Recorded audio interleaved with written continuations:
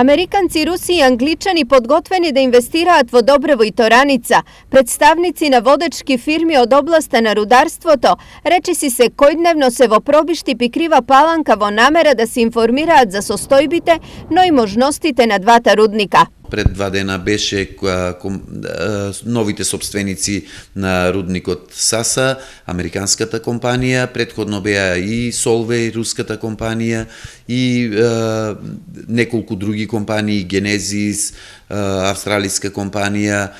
Имаме најави дека и наредната недела ќе присуствуваат неколку други компании, едната од нив е Минеко, односно англиска компанија, која што исто така сериозно заинтересирана.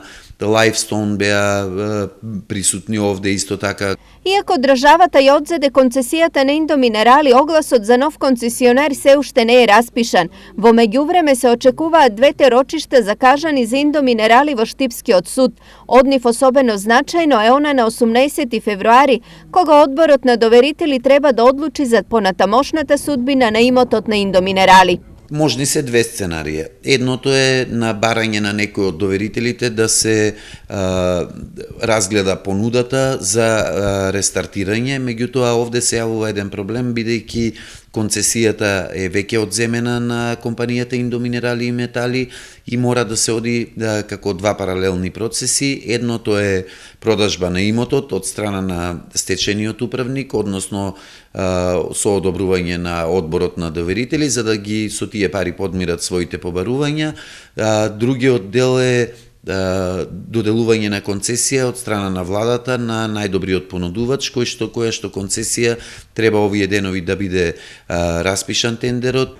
Одлуката доверителите треба да ја донесат по 12 февруари, за кога е закажано првото рочиште на кое треба да се утврди вкупниот долг на индијците.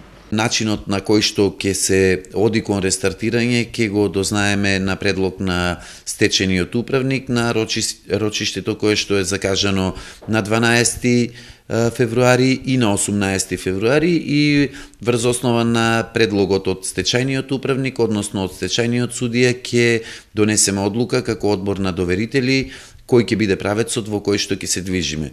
Целата постапка околу Добрево и Тораница се пролонгира откако првото рочиште од јануари беше одложено поради жалба на дел од доверителите на направената пресметка за висината на нивниот долг. Поради ова делот постапката беше повторена, а новото рочиште е закажано за 12. Инаку, според досегашните пресметки, Индоминерали е со долг од 8,5 милиони евра.